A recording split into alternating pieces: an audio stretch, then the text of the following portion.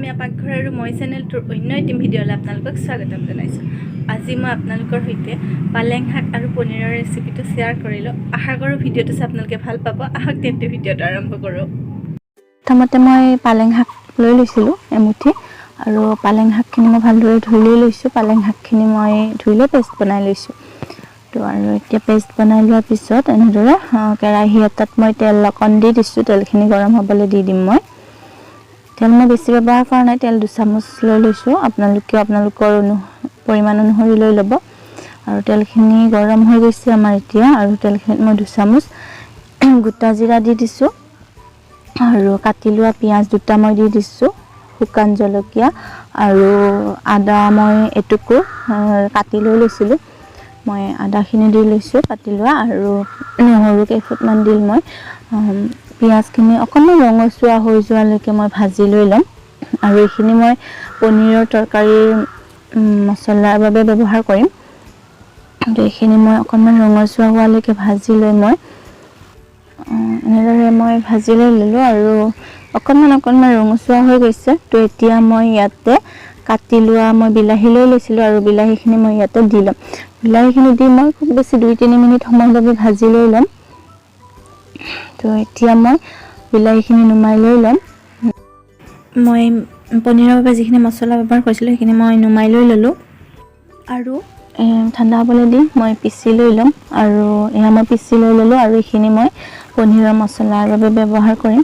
তো যিখিনিত মই মছলা ব্যৱহাৰ কৰিবলৈ ভাজিছিলোঁ কেৰাহীটো, মই সেইটো কেৰাহীতেই তেল অকণমান দি লৈছোঁ পনীৰখিনি বনাবলৈ, আৰু তেলখিনি গৰম হৈ গৈছে। এতিয়া মই যিখিনি পেষ্ট বনাই লৈছিলোঁ মই সেইখিনি মছলাৰ পেষ্টখিনি মই দি লৈছোঁ, আৰু ইয়াতে মই জলকীয়া গুড়ি, জিৰা গুড়ি 1 চামুচ আৰু ধনিয়া গুড়ি 1 চামুচ দি লৈছোঁ।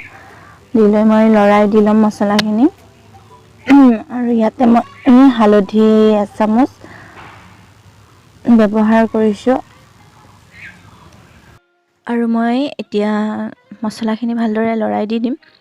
আৰু লৰাই লোৱাৰ পিছত মই যিখিনি মই পেষ্ট বনাই লৈছিলোঁ মছলা, মই মিক্সিটোত পানী অকণমান দি পানীখিনি মছলাখিনিত দি ল'ম। আৰু যেতিয়ালৈকে পানীখিনি শুগৈ মছলাখিনিৰ পৰা তেল নোলায় তেতিয়ালৈ মই মছলাখিনি লৰাই থাকিম। এয়া আমাৰ মছলাখিনিৰ পৰা তেল ওলাই গৈছে, আৰু ইয়াতে মই এতিয়া মিক্স মছলা 1 চামুচ আৰু পৰিমাণ অনুসৰি নিমখ ব্যৱহাৰ কৰিছোঁ। আপোনালোকে যদি মিক্স মছলাৰ সলনি অন্য কিবা বেলেগ মছলাও ব্যৱহাৰ কৰিব পাৰে। তো এতিয়া মই ইয়াতে মই পনীৰখিনি মোৰ চাইজত কাটি লৈছোঁ। আপোনালোকে যেনেদৰে ভাল পায় তেনেদৰে কাটি ল'ব। আৰু পনীৰখিনি মই মছলাখিনিত দি ল'ম। দি লৈ মই খুব বেছিকৈ 5-6 মিনিট সময়ৰ বাবে মছলাখিনি ভালদৰে পনীৰখিনিত লাগি যায়, যাতে মই তেনেদৰে ভালদৰে লৰাই দি ল'ম। তো মছলাখিনি এনেদৰে মই পনীৰখিনিত লৰাই দি লৈছোঁ। আৰু আপোনালোকে যদি পনীৰখিনি ভাজিখিনি দিলেও ভাল পায় তেনেদৰে প্ৰথমতে পনীৰখিনি ভাজি লৈ দিব। তো মই এনেদৰে ভাল পাবৰ কাৰণে মই এনেদৰে দি দিছোঁ। এতিয়া মই পনীৰখিনি এনেদৰে দি দিলোঁ, আৰু অকণমান সময় ঢাকোনখন মাৰি দিছিলোঁ। তো এতিয়া পনীৰখিনিত ধুনীয়াকৈ মছলাখিনি লাগি গৈছে, আৰু মই আকৌ 2-3 মিনিট সময় ভালদৰে মছলাখিনি লৰাই লৈ ল'ম। মই পনীৰখিনি সিজিবলৈ আধা কাপ পানী দি লৈছিলোঁ। পানীখিনি দি লৈ যেতিয়ালৈকে আকৌ শুকান হৈ নাযায় তেতিয়ালৈ মই অকণমান সময় ঢাকি দি ল'ম। পনীৰখিনিত মছলাখিনি ভালদৰে লাগি গৈছে, আৰু ধুনীয়াকৈ শুকানো হৈ গৈছে। তো এতিয়া মই যিখিনি মই পালেং শাক পিচি লৈ লৈছিলোঁ সেইখিনি পালেং শাক মই দি ল'ম। তো মই এতিয়া পালেং শাকখিনি দি লৈ ল'ম, আৰু ভালদৰে লৰাই লৈ ল'ম। আশা কৰোঁ আপোনালোকে অকণো স্কিপ নকৰাকৈ ভিডিঅ'টো শেষলৈ চাব। আৰু যদিহে ভিডিঅ'টো চাই ভাল লাগিছে তেতিয়াহ'লে ভিডিঅ'টোত লাইক এটা, আৰু লগতে ভিডিঅ'বোৰ আপোনালোকৰ ফ্ৰেণ্ড আৰু ফেমিলিৰ মাজত শ্বেয়াৰো কৰি দিব।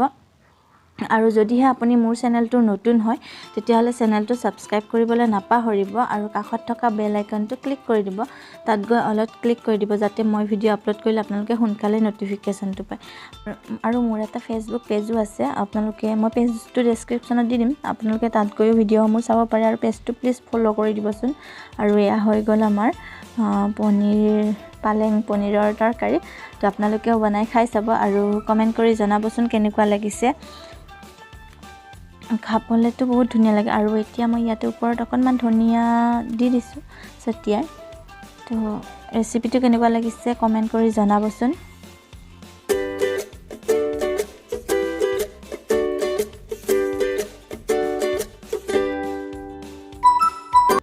ভিডিঅ'টো চাই কেনেকুৱা পালে জনাবচোন। যদি ভিডিঅ'টো চাই ভাল পালে তেতিয়াহ'লে লাইক কমেণ্ট শ্বেয়াৰ আৰু লগতে চেনেলটো ছাবস্ক্ৰাইব কৰিবলৈ নাপাহৰিব। ভিডিঅ'টো চোৱাৰ বাবে আপোনালোকলৈ অশেষ অশেষ ধন্যবাদ। তে আজিলৈ বাই বাই।